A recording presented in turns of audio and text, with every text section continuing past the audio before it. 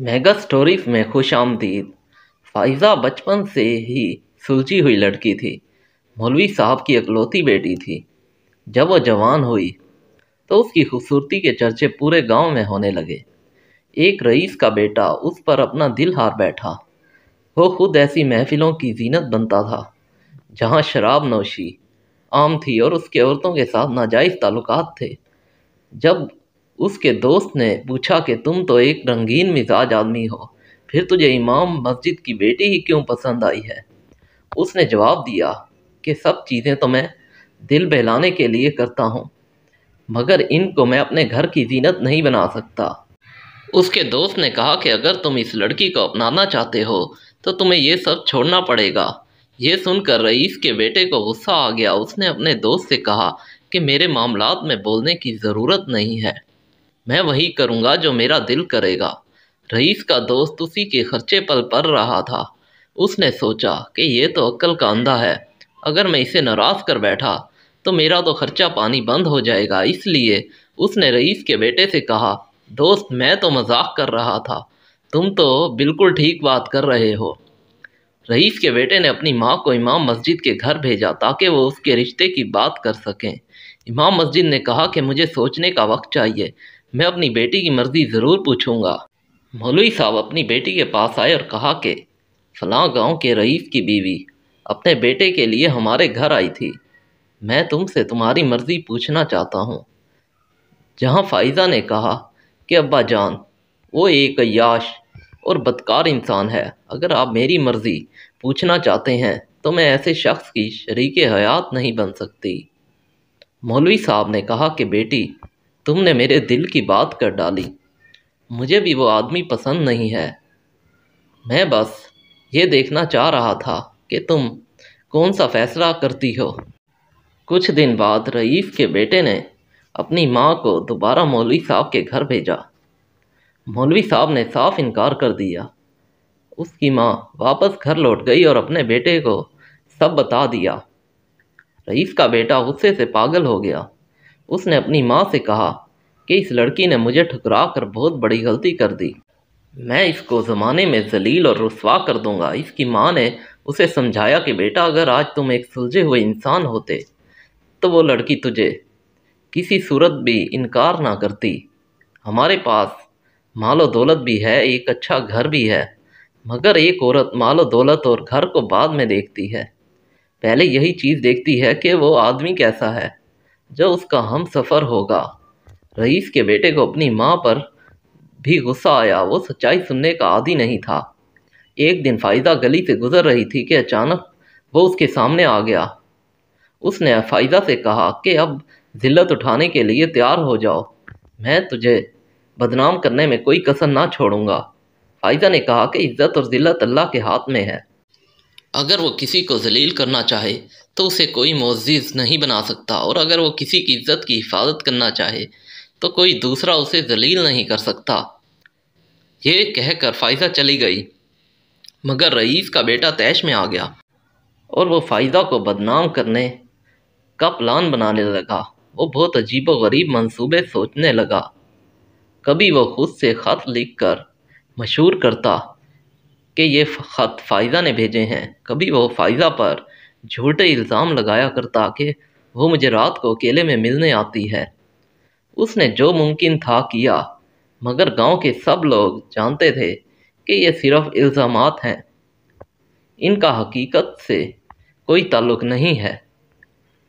एक दिन मौलवी साहब अपने चचाजाद भाई के बेटे की शादी में शिरकत करने के लिए दूसरे गांव गए। फ़ाइज़ा और उसकी माँ भी मौलवी साहब के साथ थीं। एक हफ्ते बाद मौलवी साहब का ख़ानदान वापस आया तो फ़ाइज़ा को पेट में हल्का सा दर्द महसूस हुआ।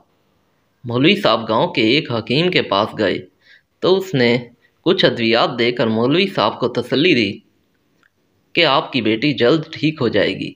5 महीने बाद फ़ाइज़ा को दोबारा वही दर्द हुआ। इस दफ़ा बहुत शदीद दर्द था, जिसकी वजह से फ़ाइज़ा बेहोश हो गई।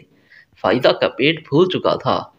मौलवी साहब फ़ाइज़ा को दोबारा हकीम साहब के पास ले गए तो हकीम ने दावा कर दिया कि फ़ाइज़ा हामला हो चुकी है, क्योंकि पेट के अंदर حرکت ہونے کے واضح آثار ہیں۔ یہ وہ دور تھا جس میں الٹرا ساؤنڈ اور ایکس رے کی سہولت میسر نہیں تھی۔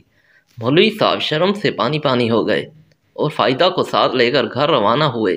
رئیس کا بیٹا حکیم کے پاس آیا اور اس سے دریافت کیا کہ مولوی صاحب کی بیٹی کو کیا تکلیف ہے۔ حکیم نے رئیس کے بیٹے کو سب بتا دیا۔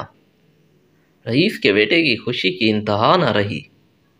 وہ تو اسی موقع کی تلاش میں تھا کہ کسی طرح فائدہ کو بدنام کیا جا سکے۔ اس کے دماغ میں ایک شیطانی ترکیب آئی۔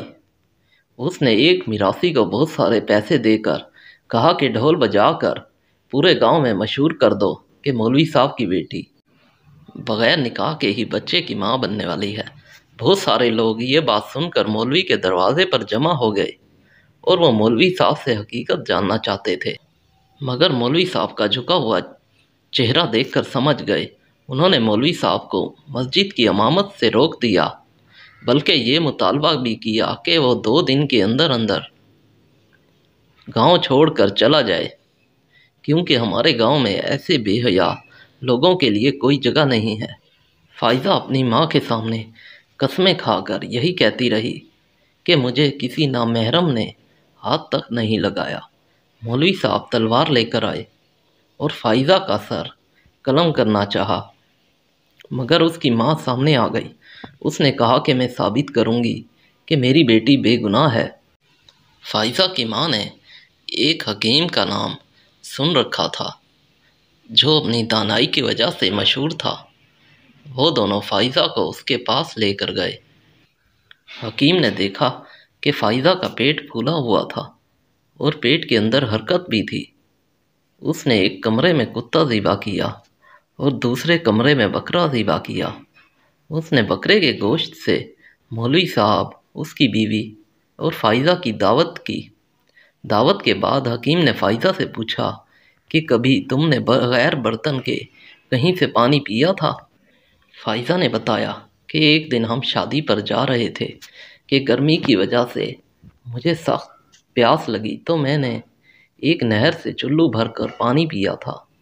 حکیم فائزہ کو اسی کمرے میں لے گیا جہاں کتا ذبح کیا گیا تھا۔ فائزہ نے کراہت بھرے لہجے میں کہا کہ کتے کو کس لیے ذبح کیا گیا؟ حکیم نے کہا کہ تمہارا علاج اسی وقت ممکن تھا جب تم کتے کا گوشت کھاتی۔ تم نے ابھی جو گوشت کھایا ہے وہ کتے کا تھا۔ فائزہ نے جیسے ہی یہ سنا تو اس کا جی متلانے لگا اور اسے زوردار کہ آئی۔ اس کے پیٹ سے پہلے بہت سا پانی نکلا، اس کے بعد بہت بڑا مینڈک نکلا۔ مولوی صاحب نے حکیم سے پوچھا کہ کیا ماجرا ہے؟ حکیم نے مولوی صاحب کو بتایا کہ جب فائزہ نے نہر سے پانی پیا تھا تو اس پانی میں ایک چھوٹا سا مینڈک جو اس وقت ٹیڈ پول کی شکل میں تھا پیٹ میں چلا گیا۔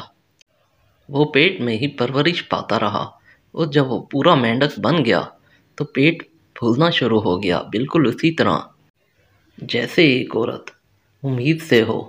اس کے بعد پورے گاؤں والوں کو جب اس حقیقت کا پتہ چلا تو وہ مولوی صاحب سے معافی مانگنے اس کے گھر آئے، مگر اس واقعے کے بعد مولوی صاحب پوری زندگی اپنی بیٹی سے معافی مانگتے رہے کہ بیٹی معاف کر دینا، میں نے تمہارے کردار پر شک کیا۔